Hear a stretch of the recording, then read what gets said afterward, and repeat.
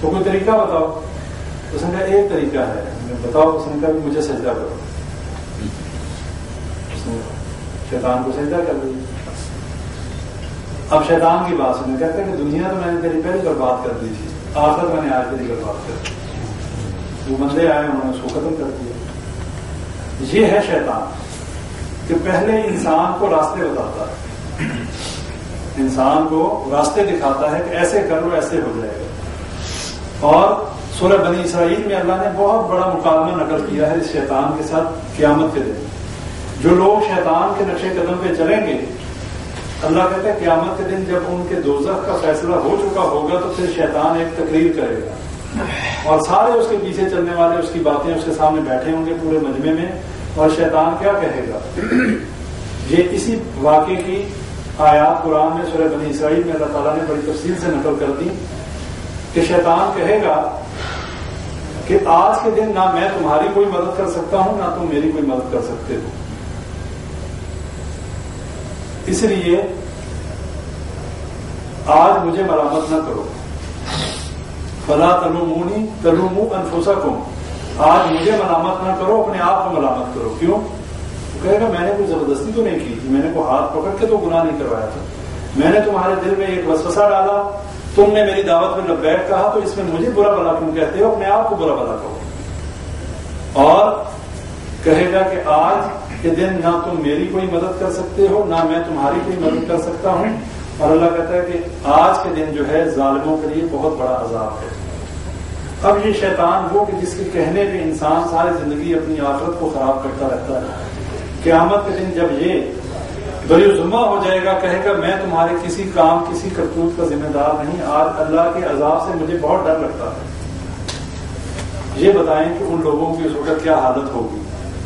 ان لوگوں کی حسرت کا اندازہ کریں کہ جو لوگ اس وقت بے یار مددگار اس اللہ رب العالمین کے ساتھ ٹکر لینے والے اور دشمنی کرنے والے اس دن کیا کریں گے.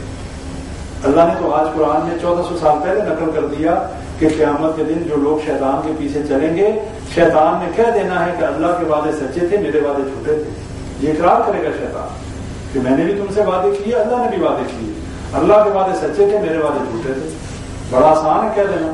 اب ادھر ہم لوگ بیٹھے ہیں, ہم میں سے کوئی شخص جب بھائی اٹھ کے کہے کہ آپ تمام لوگ یہ کام کرنا, میں آپ کو یہ جو ہے اس کے بدلے میں دوں گا, اگلے ہفتے یا 2 ہفتے کے بعد ہم وہ سارا کچھ کر کے آ رہے ہیں, وہ بندہ بھری محفل میں کہیں کہ میں نے کہا تھا ٹھیک ہے, میں نے جھوٹا وعدہ کیا تھا, میں تو نہیں دیتا.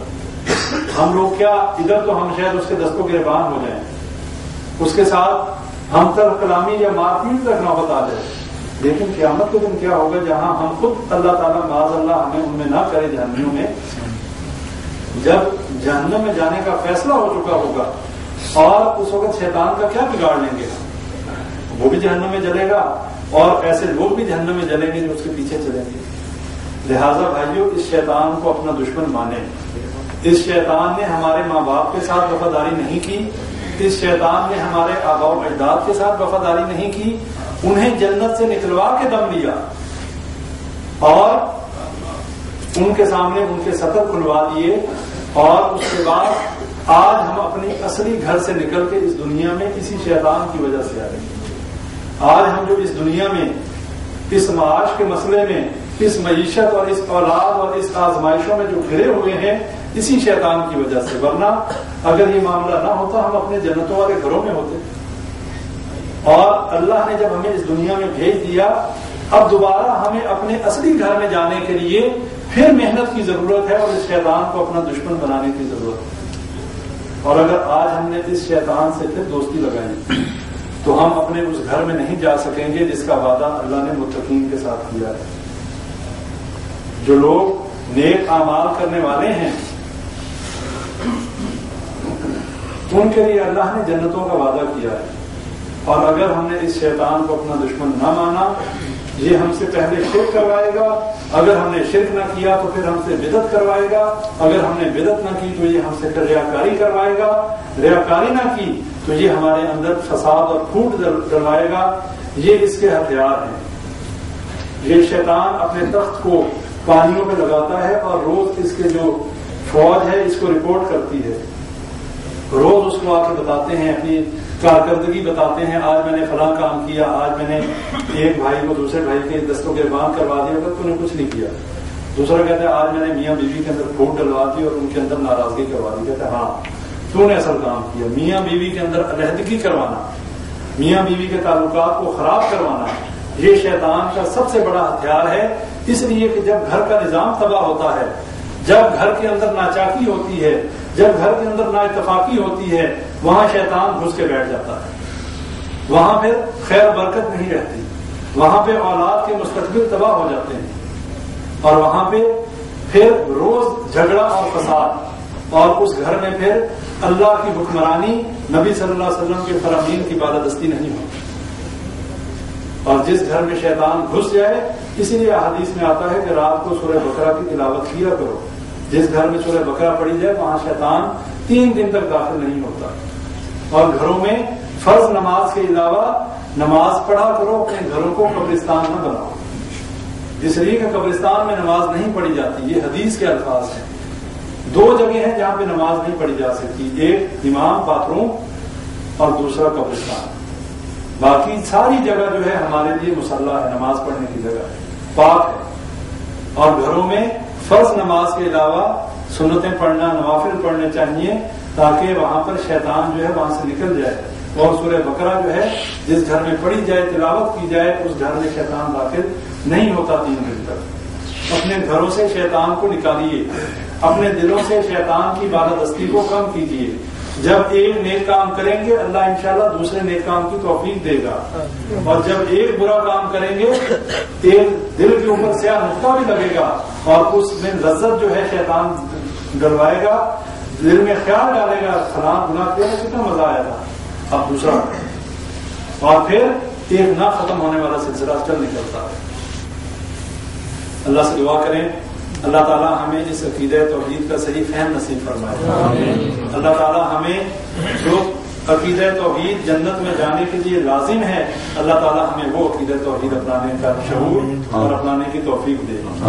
جتنی باتیں کی گئیں، جتنی بھی باتیں صحیح تھیں وہ اللہ کی طرف سے تھیں. اگر کوئی کمی کوتاہی تھی وہ میری اور شیطان کی طرف سے تھی. اللہ تعالیٰ معاف کرے، اور اللہ تعالیٰ ہمیں صحیح معنوں میں پکا اور سچا نبی صلی اللہ علیہ وسلم کو امتی بنائے. جتنے بھائی بیمار ہیں اللہ تعالیٰ سب کو شفا کاملہ عاجلہ نصیب فرمائے. الباس رب الناس انت شافی لا شفاء الا شفاءک شفاء لا یغادر سقما. ربنا آتنا فی الدنیا حسنة وفی الآخرة حسنة وقنا عذاب النار. ربنا ظلمنا انفسنا وان لم تغفر لنا وترحمنا لنكونن من الخاسرین. رب ارحمهما كما ربياني صغيرا. ربنا لا تزغ قلوبنا بعد إذ هديتنا وهب لنا من لدنك رحمة إنك أنت الوهاب. يا حي يا قيوم برحمتك نستغيث. اللهم أجرنا من النار، اللهم أجرنا من النار، اللهم أجرنا من النار. اللهم إني أسألك الجنة وأعوذ بك من النار. اللهم إني أسألك الجنة وأعوذ بك من النار. اللهم إني أسألك علما نافعا ورزقا واسعا وشفاء من كل داء. اللهم إني أسألك علما نافعا ورزقا طيبا وعملا متقبلا. اللهم إني أعوذ بك من جهد البلاء ودرك الشقاء وسوء القضاء وشماتة الأعداء. ربنا تقبل منا إنك أنت السميع العليم وتب علينا إنك أنت التواب الرحيم. سبحان ربك رب العزة عما يصفون وسلام على المرسلين والحمد لله رب العالمين.